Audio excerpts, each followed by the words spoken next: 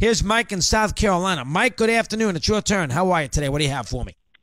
Well, Chris, I agree with a lot of what you said. I thought you were spot on, but I think Golden State wins these next two. But if somehow Houston can get one, then we got a series. But if it's 3-1, then it's either going, 5 or 6 at the most, and it's going to be done. But here's another point, Chris. I agree with your take on Curry. I've been saying this for a while. He's a fabulous shooter. I've been watching ball since 70. What a great I'm talking about a deep ball. He can nail it. Fabulous handles. And I also agree, I don't want to hear he's hurt. But you know what? In that same vein, Chris, I don't want to hear LeBron's tired in the fourth quarter, which is what all I heard on your show yesterday from some great callers, too. Great callers. Kevin from Atlanta out in Cali. Everybody's talking about poor LeBron's tired. I don't want to hear LeBron's tired in the fourth. I don't want to hear Curry's hurt. And you have got to start calling people when they start talking about how Jordan started his playoff careers all those years. You don't go over the teams he lost to, Chris. They were talking about some of these teams were past prime. The 86 Celtics, Chris, were past prime when he put up 63 on them in the Garden. A team that only lost 1 or 2 games at home all year. That's considered one of the greatest teams. You know it is, the 86 Celtics of all time. No question. Yep, no question. And how about those the Detroit? One more thing. Those Detroit teams Michael lost to. They went to 3 straight finals and almost won 3 rings in a row if it wasn't for and it pains me to say this because I loved L.A. back then, but that wasn't no foul on Lambert. No, it wasn't. That was a terrible call. So they could have won 3 in a row. He lost to great all-time teams.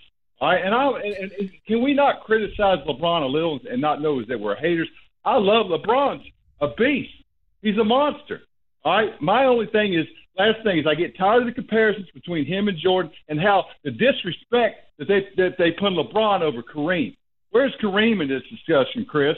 Kareem's to me it's between Kareem and Jordan. I'm not putting LeBron over Kareem, Chris. I think again, you compare them to Jordan. Good call, Mike. You compare them to Jordan because, they're similar the way they play. They dominate the action, all those kinds of things. I mean, Kareem gets compared to the centers, and, obviously LeBron and Jordan get compared to each other with Kobe. So that's why. I think a lot of people kind of underrate Kareem. I generally agree with you on that. And you're right. When Jordan lost in the first part of his career, folks, look at Jordan in his career. He lost to Chicago, lost to Boston. I believe he lost to Detroit 3 times.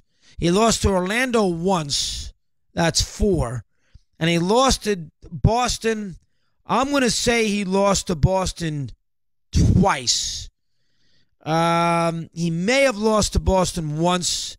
That would be 5 or 6, and he won 6 championships, and he missed a year and a half. So, and then he went to Washington and played a few years there. So, when he lost to teams, and that's what Mike is telling you, he lost to big-time teams. I mean, he lost to world champion kind of ball clubs. I mean, the Celtics with Bird, Parrish, and McHale. It's one of the great teams in the history of the NBA for its time compared to teams that we see today, and that was just an incredible ball club.